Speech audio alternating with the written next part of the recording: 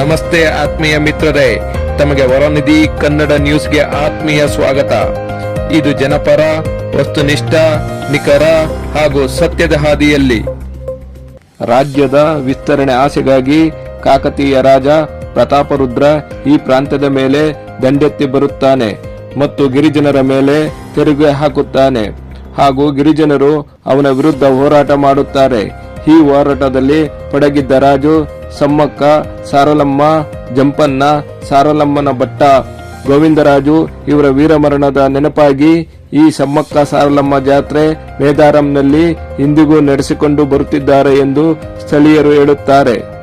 ವನ ಪ್ರದೇಶದಲ್ಲಿ ಕುಂಕುಮ ಭರಣಿ ರೂಪದಲ್ಲಿ ಪ್ರತ್ಯಕ್ಷರಾಗಿ ಕಾಣಿಸಿಕೊಂಡ ಸಮ್ಮಕ್ಕ ಸಾರಲಮ್ಮ ಭಕ್ತರ ಪಾಲಿಗೆ ಕೊಂಗು ಬಂಗಾರವಾಗಿ ಭಕ್ತರ ಪೂಜೆಗಳನ್ನು ಪಡೆಯುತ್ತಿದ್ದಾರೆ.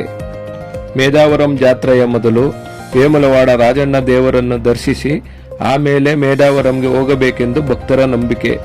ಹಿಂದಿನಿಂದ ಬಂದಿರುವ ಆಚರಣೆ ಮತ್ತು ನಂಬಿಕೆ. ಇದಕ್ಕೆ ಕಾರಣವೇನೆಂದರೆ ಸಮ್ಮಕ್ಕ ಸಾರಲಮ್ಮ ಮನೆದೇವರಾದ ವೇಮುಲವಾಡ ರಾಜಣ್ಣ ದೇವರಿಗೆ ಸೇವೆ ಸಲ್ಲಿಸಿದರು. ಅದಕ್ಕೆ ಭಕ್ತರು ವೇಮುಲವಾಡ ರಾಜರಾಜೇಶ್ವರ ದೇವರನ್ನು ಮೊದಲು ದರ್ಶನ ಮಾಡಿ ಆಮೇಲೆ ಮೇದಾವರಂಗೆ ಬಂದು ಸಮ್ಮಕ್ಕ ಸಾರಲಮ್ಮ ದೇವರ ದರ್ಶನ ಮಾಡುತ್ತಾರೆ. ವಾರಂಗಲ್ನಿಂದ ಮೇದಾವರಂಗೆ ಬರುವ ದಾರಿಯಲ್ಲಿ ಮುಲುಕುಪಟ್ಟಣ ಸಮೀಪದಲ್ಲಿ ಘಟ್ಟಂ ಆಲಯ ಎಂಬ ದೇವಾಲಯವಿದೆ. ಇದಕ್ಕೆ ಕಟ್ಟ ಮೈಸಮ್ಮ ಎಂದು ಕರೆಯುತ್ತಾರೆ. ಮೇದಾರಂಗೆ ಹೋಗುವ ಯಾವುದೇ ಕುಟುಂಬ ಘಟ್ಟಂ ದೇವಿಗೆ ತೆಂಗಿನಕಾಯಿ ಒಡೆದೇ ಹೋಗಬೇಕು. ಇದು ಗಿರಿಜನರ ಗಾದೆ ಮತ್ತು ನಂಬಿಕೆಯ ಪ್ರಕಾರ ಸಮ್ಮಕ್ಕ ಘಟ್ಟಮ್ಮ ಸಹೋದರಿಯರು. ಕಷ್ಟದ ಕಾಲದಲ್ಲಿ ಕೈ ಹಿಡಿದು ಕಾಪಾಡುತ್ತಾಳೆ ಎಂದು ಘಟ್ಟಂ ಎಂಬ ಹೆಸರು ಬಂದಿದೆಯಂತೆ. ಈ ಜಾತ್ರೆಯಲ್ಲಿ ಆದಿವಾಸಿಗಳು ಮತ್ತು ಗಿರಿಜನರು ಸಾಮೂಹಿಕವಾಗಿ ಪೂಜೆ ಮಾಡುತ್ತಾರೆ. ಸಮ್ಮಕ್ಕ ಸಾರಲಮ್ಮ ದೇವತೆಗಳಿಗೆ ಆದಿವಾಸಿಗಳ ಪಟ್ಟದ ವಂಶ, ಚಂದ ವಂಶ, ಡೋಲಿ ವಂಶ, ಕುರ್ರಾಜುಲ ವಂಶದವರು ಪೂಜಿಸುತ್ತಾರೆ. ವಂಶ ಪಾರಂಪರ್ಯವಾಗಿ ಗಿರಿಜನರೇ ಪೂಜಾರರಾಗಿರುತ್ತಾರೆ. ಆದಿವಾಸಿಗಳು ವಿಗ್ರಹಾರಾಧನೆ ಇರುವುದಿಲ್ಲ. ಪ್ರಕೃತಿಯನ್ನು ಆರಾಧಿಸುವುದು ಮತ್ತು ಪೂಜೆ ಮಾಡುವುದು ಅವರ ವಿಧಾನ. ಅದಕ್ಕೆ ಜಾತ್ರೆಯ ಸಮಯದಲ್ಲಿ ಸಮ್ಮಕ್ಕ ಸಾರಲಮ್ಮ ಗದ್ದುಗೆಗಳಲ್ಲಿ ಬಿದಿರು ಕುಂಬೆಗಳನ್ನು ನಾಟಿ ಅವನ್ನೇ ದೇವರೆಂದು ಭಾವಿಸಿ ತುಂಬಾ ಶ್ರದ್ಧೆ ಮತ್ತು ಭಕ್ತಿಯಿಂದ ಪೂಜಿಸುತ್ತಾರೆ. ಮಾವಿನ ತೋರಣಗಳನ್ನು ಕಟ್ಟಿ ಮತ್ತು ಧ್ವಜಾರೋಹಣ ಮುಖಾಂತರ ಜಾತ್ರೆಯನ್ನು ಪ್ರಾರಂಭಿಸುತ್ತಾರೆ. ಮಾಘ ಮಾಸದಲ್ಲಿ ಪೌರ್ಣಿಮೆಯ ದಿನ 2 ವರ್ಷಕ್ಕೊಮ್ಮೆ ನಡೆಯುವ ಈ ಜಾತ್ರೆ 4 ದಿನಗಳವರೆಗೂ ಮುಂದುವರಿಯುತ್ತದೆ.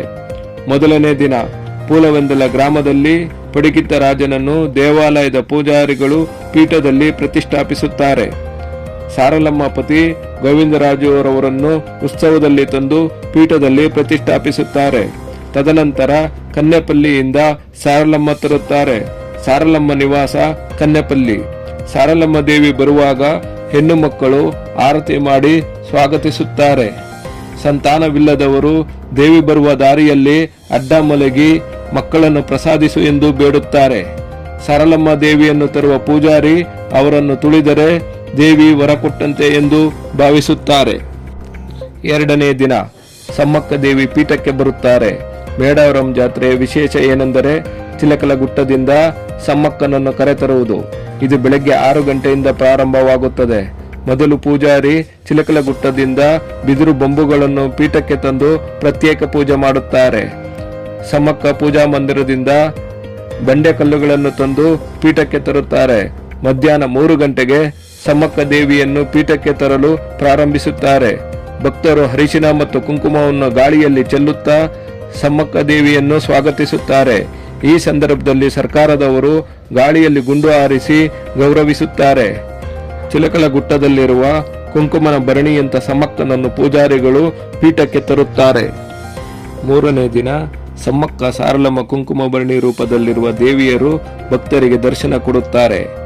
ಆ ದೇವಿಯರನ್ನು ದರ್ಶಿಸುವ ಮೊದಲು ಜಂಪನ್ನ ತೀರ್ಥದಲ್ಲಿ ಸ್ನಾನ ಮಾಡುತ್ತಾರೆ. ಎಂಥ ಕಷ್ಟ ಇದ್ದರೂ ಯಾವ ರೋಗಗಳು ಇದ್ದರೂ ಈ ಪುಣ್ಯ ಸ್ನಾನದಿಂದ ಕಳೆದು ಹೋಗುತ್ತದೆ ಎನ್ನುವುದು ಭಕ್ತರ ನಂಬಿಕೆ. ಅನಂತರ ಅಮ್ಮನವರನ್ನು ದರ್ಶನ ಮಾಡಿ ಕೋರಿಕೆಗಳನ್ನು ತೀರಿಸು ಎಂದು ಕೇಳಿಕೊಳ್ಳುತ್ತಾರೆ. ಕೋರಿಕೆಗಳು ಈಡೇರಿದವರು ಕಾಣಿಕೆಯನ್ನು ಸಮರ್ಪಿಸುತ್ತಾರೆ. ಬಂಗಾರಂ ಅಂದರೆ ಬೆಲ್ಲ. ತಮ್ಮ ತೂಕದಷ್ಟು ತುಲಾಭಾರ ಮಾಡಿ ಸಮರ್ಪಿಸುತ್ತಾರೆ. ಮುಟ್ಟಿದ್ದೆಲ್ಲ ಬಂಗಾರವಾಗಲಿ ಎಂಬ ನಂಬಿಕೆಯಿಂದ ಈ ಕಾಣಿಕೆಯನ್ನು ಸಮರ್ಪಿಸುತ್ತಾರೆ. ಭಕ್ತರು ತನ್ನ ಕಷ್ಟವೆಲ್ಲ ಹಾರಿ ಹೋಗುತ್ತದೆ ಎಂದು ನಂಬುತ್ತಾರೆ. ವನದೇವತೆಯರನ್ನು ಹೆಣ್ಣುಗಳೆಂದು ತಿಳಿದು ಅರಿಶಿನ ಕುಂಕುಮ ಸೀರೆಗಳನ್ನು ಸಮರ್ಪಿಸುತ್ತಾರೆ. ಅಕ್ಕಿಯಿಂದ ಮಡಿಲು ತುಂಬುತ್ತಾರೆ. ಭಕ್ತರು ಅವರ ಶಕ್ತಿ ಅನುಸಾರ ಕುರಿ, ಕೋಳಿ, ಮೇಕೆ ಬಲಿ ಕೊಡುತ್ತಾರೆ. ದೇವತೆಗಳನ್ನು ಪೀಠಕ್ಕೆ ತರುವ ವೇಳೆಯಲ್ಲಿ ದೇವರು ಮೈಮೇಲೆ ಬಂದಂತೆ ಆಡುತ್ತಾರೆ.